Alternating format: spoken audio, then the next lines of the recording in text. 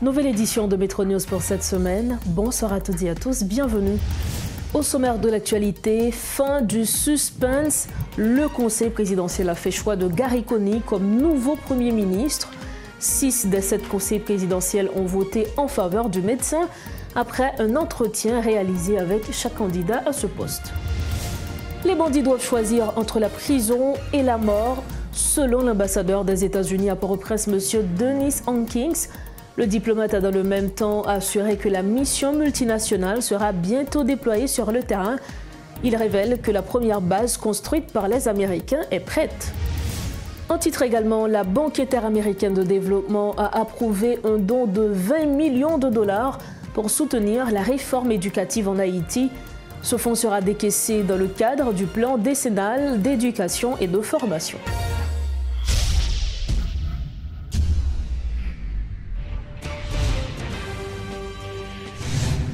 Bienvenue au développement des titres de l'actualité. Comme annoncé, Gary Coney est nommé Premier ministre par le Conseil présidentiel de transition.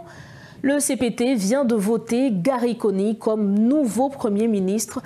6 des 7 conseils présidentiels ont voté en faveur du médecin après un entretien réalisé avec chaque candidat à ce poste. D'autant qu'il y avait occupé cette poste entre septembre 2011 à mai 2012. Gary Coney a obtenu une maîtrise en politique et administration de la santé à l'Université de Caroline du Nord à Chapel Hill. Il est actuellement un fonctionnaire des Nations Unies. Pour commenter cette actualité avec nous sur ce plateau, Pierre-Antoine Louis, ancien diplomate américain et avocat. Bonsoir, bienvenue sur ce plateau, Pierre-Antoine. Bonsoir Osberline, c'est toujours un plaisir d'être sur le plateau à Métropole. Alors, comme je viens de le dire, le nom du Premier ministre de cette transition est désormais connu. Il s'agit de M. Gary Coney. Monsieur Pierre-Antoine Louis, que pensez-vous de ce choix? Est-il le meilleur choix parmi les prétendants que nous avions eus?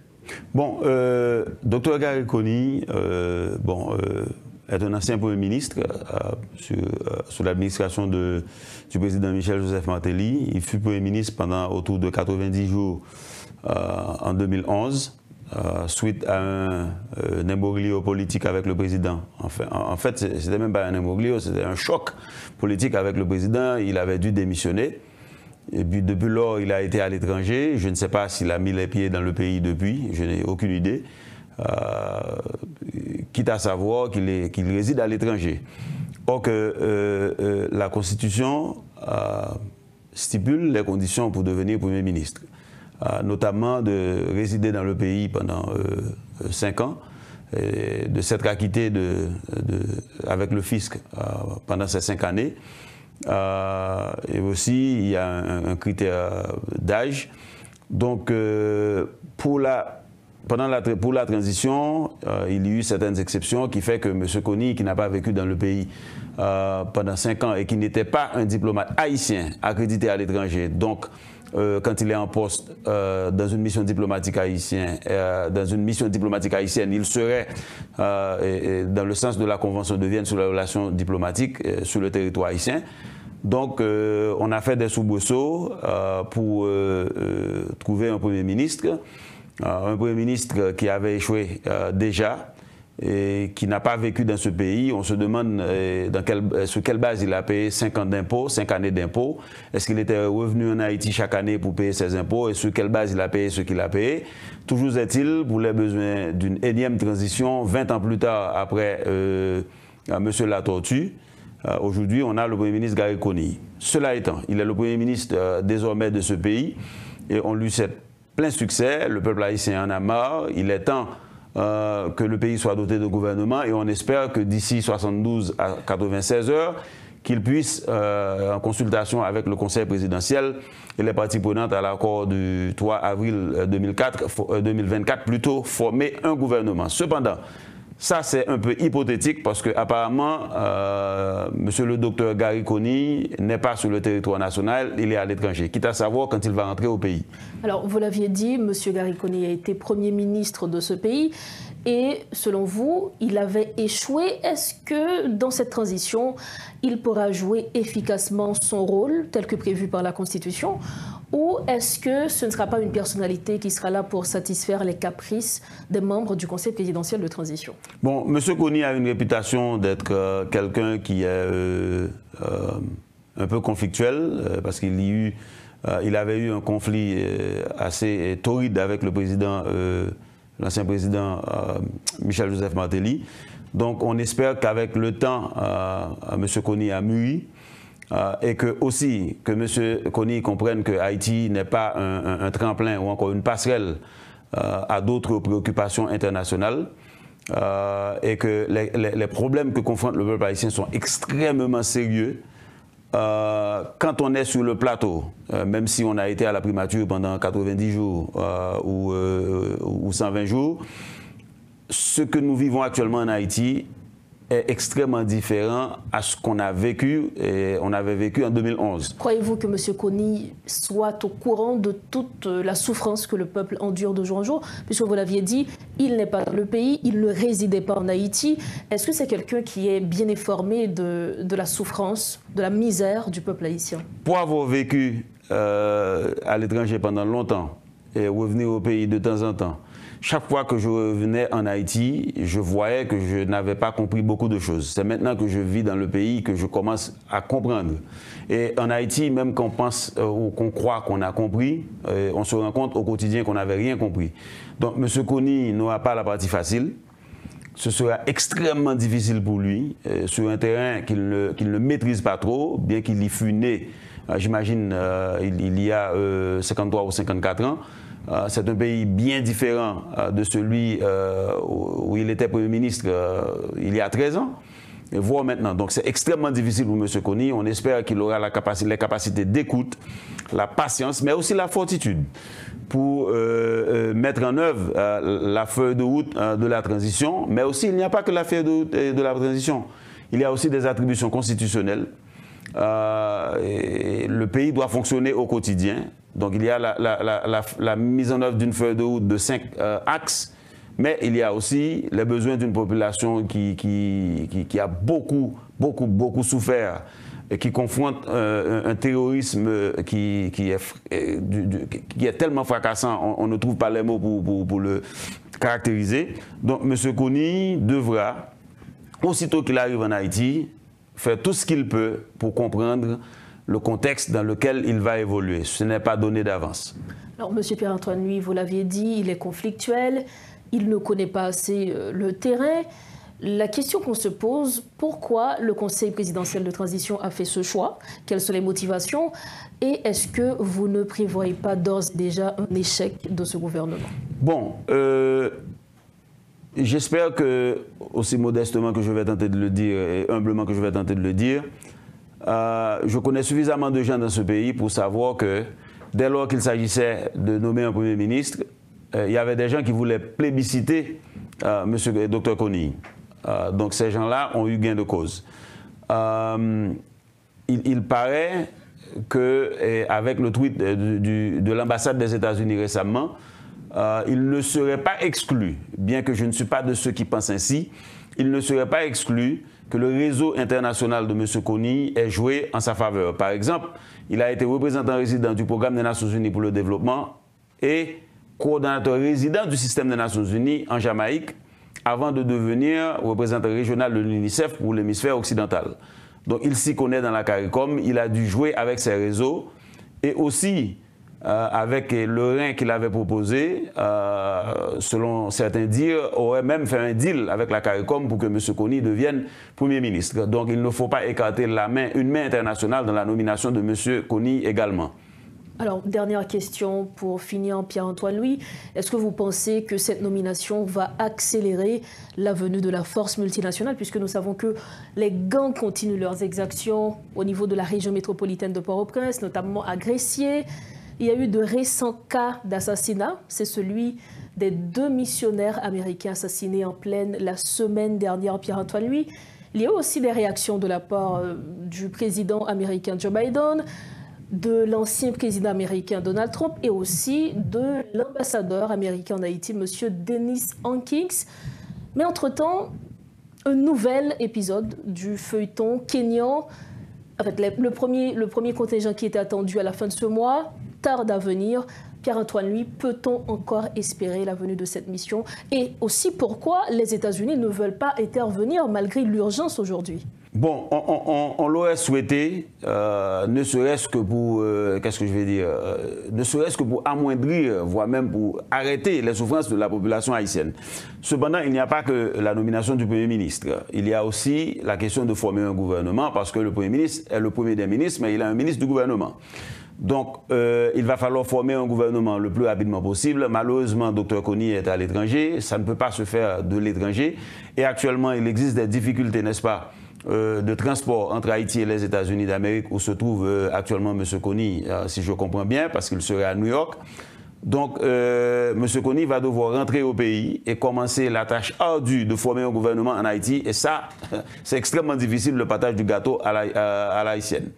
Maintenant, s'agissant de la force, effectivement, il faudra que l'équipe gouvernementale d'autres deux pays, le pays plutôt, d'un Conseil national de sécurité de concert avec le Conseil présidentiel, et étudie rapidement la situation de sécurité, convenir d'une stratégie, n'est-ce pas, de prise en charge en matière de sécurité du pays et de concert avec la mission multinationale, mettre en œuvre cette stratégie de sécurité et fournir les ressources nécessaires à la police nationale et aux forces armées d'Haïti. Or que, depuis presque 3 mois, le port maritime de Port-au-Prince, où 70% des recettes de l'État sont perçues à la douane, n'est pas opérationnel. Donc, il va falloir autant de chantiers qui attendent le docteur Kony.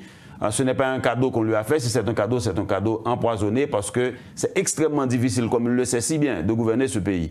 Et donc, la force multinationale devrait arriver, on espère, incessamment pour redonner espoir au peuple haïtien avec la nomination de ce nouveau gouvernement et que ce gouvernement, d'office, d'entrée de jeu, va devoir démontrer ses capacités dans la façon dont il va juguler la crise sécuritaire.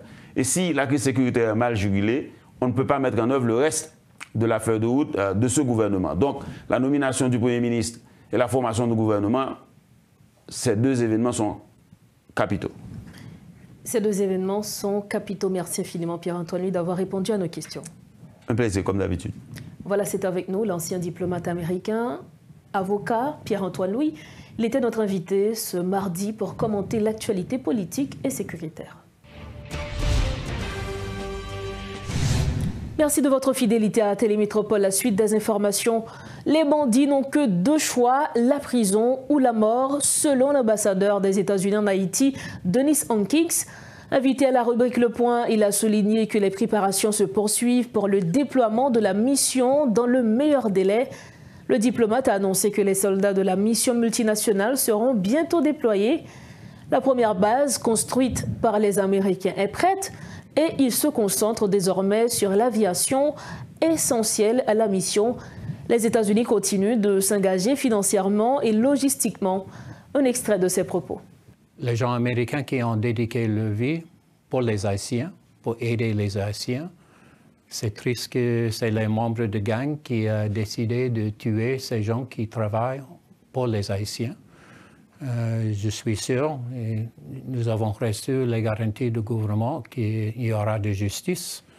Mme Gagnon allait ou bien en prison ou bien dans le pays sans chapeau.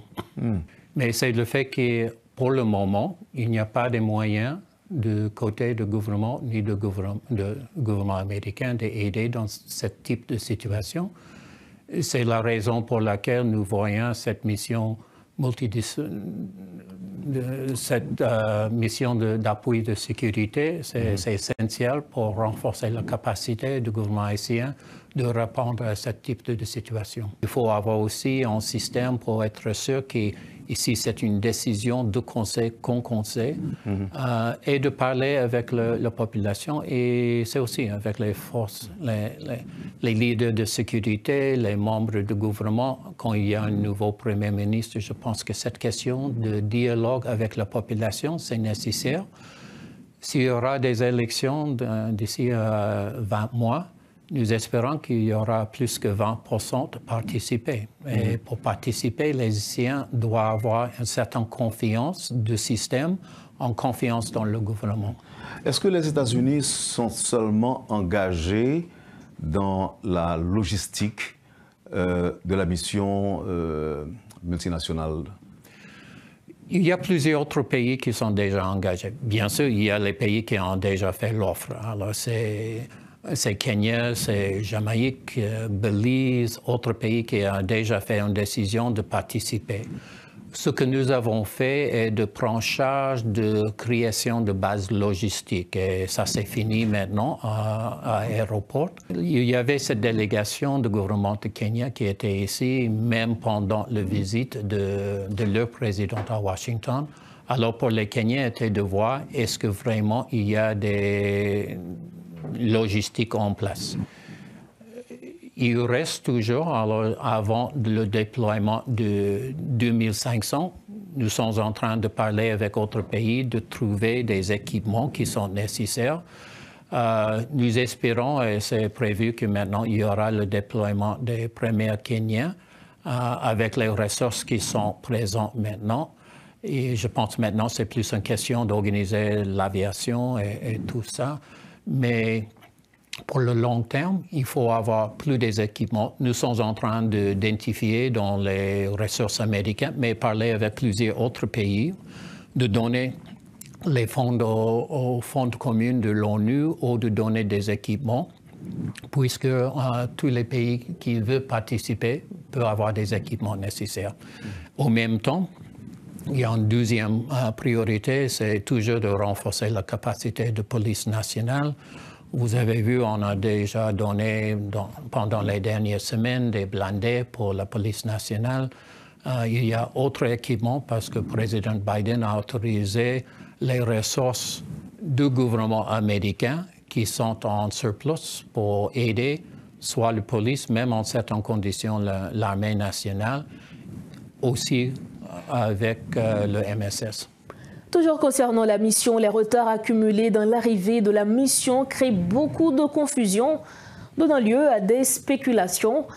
Tandis que le président du Kenya annonce que le premier contingent devrait arriver dans 3 semaines, le président américain appelle à un déploiement rapide de la force internationale suite à l'assassinat de missionnaires américains en Haïti. Autre point de l'actualité, le SPNH 17 réclame la révocation du directeur général de la police nationale, Franz LB. Gary Jean-Baptiste, conseiller de cette structure, affirme que le chef de la PNH ne parvient pas à obtenir des résultats concrets face à la détérioration de la situation sécuritaire du pays. Actuellement, environ 25 commissariats et sous-commissariats ainsi que plusieurs sites de la PNH sont contrôlés par des bandits. De nombreux policiers ont été assassinés dans l'exercice de leurs fonctions sans bénéficier d'un suivi médical adéquat. M. Jean-Baptiste insiste que si la force internationale collabore avec l'équipe actuelle après son arrivée en Haïti, aucun résultat tangible ne sera obtenu. Reportage Rodolphe Pierre-Louis. Plus d'une vingtaine de commissariats et sous-commissariats sont sous le contrôle des groupes armés, selon des chiffres avancés par le SPNH 17, depuis la montée vertigineuse des actes de violence dont les groupes armés sont à l'origine. Mais ce qui dérange le plus dans l'histoire, c'est le comportement du directeur général, explique Gary Jean-Baptiste, qui n'y va pas de main morte. Révocation pure et simple de la police, pour toute raison que nous connaissons, surtout jeter la honte sur la police, plus passer 25 commissariats sous commissariats, antenne de police crasée, un pile policier mourir, chien manger cadavre, blindé sous contrôle bandit, blindé boulet, sans nous pas oublier, ça vient, métivier, bon repos, puis go prison, civil Port-au-Prince, avec quoi des bouquets. Révocation, non seulement de GLB, mais tout directeur départemental qui participait, de près ou de loin, dans l'embord policier. Il n'est pas question que la force multinationale collabore avec cette même équipe à la tête de la direction générale de la PNH, insiste M. Jean-Baptiste. Si force là venir dans condition où il y a la jodia, côté nous avons un bon monde qui a dirigé pendant des années qui renforce l'insécurité, et c'est eux qui recevoir force, nous n'avons qu'à tout bomber. Si force là vient dans condition là sans plan, c'est lui qui vient pour faire ça, nous n'avons qu'à tout bomber. Et si force là vient, policiers qui souterrain, ils vont moment, ils ne pas comprendre ça qu'a fait là, ils ne pas participer, ils vont camper. Qui ça qu'a fait? C'est la raison pour laquelle le SPNH 17 formule des recommandations en ce qui concerne le processus de vetting, l'épuration de l'institution policière qui a été lancé au sein de la PNH en 2023. Mais elle toujours fait dans le roulem de bo. Bagay ti amis, fois ça, SPNH mandé, vetting qui vous faites là. Épuration que vous faites là, il doit faire sur tout le monde. Quel que soit le monde qui a un dossier, côté au joint nous, dans connivence avec gang, dans corruption, dans violation de la monde, il doit mettre sous côté. C'est ça que fait SPNH mandé, conseil présidentiel là, nouveau gouvernement pour venir, pour c'est une commission d'experts qui fait vetting ça sous la police. Nous ne sommes pas capables de quitter, c'est des gens qui ont compte à rendre, qui sont doués sous contrôle de la justice, c'est eux pour faire vetting sous la police là encore. Gary Jean-Baptiste en profite pour lancer des messages à l'intention de ses frères d'armes. Mettez-nous sous deux pieds nous pour aller exiger ça pour nous. Il ne faut pas utiliser nous mal encore. Parce que là, nous, victimes, il faut que nous jouions soin, il faut que nous touchions. Parce que nous sommes petites. Petites, nous devons venir des citoyens demain, il faut aller à l'école. Des agents de la PNH ne cachent pas leur position par rapport à la force multinationale, un sujet qui fait débat et qui est loin d'être bien accueilli par de nombreux policiers appartenant aux différentes unités spécialisées. Pour clore la page nationale de Metro News, le ministère de l'Éducation nationale et de la formation professionnelle a annoncé que la Banque interaméricaine de développement a approuvé un don de 20 millions de dollars pour soutenir la réforme éducative dans le cadre du plan décennal d'éducation et de formation.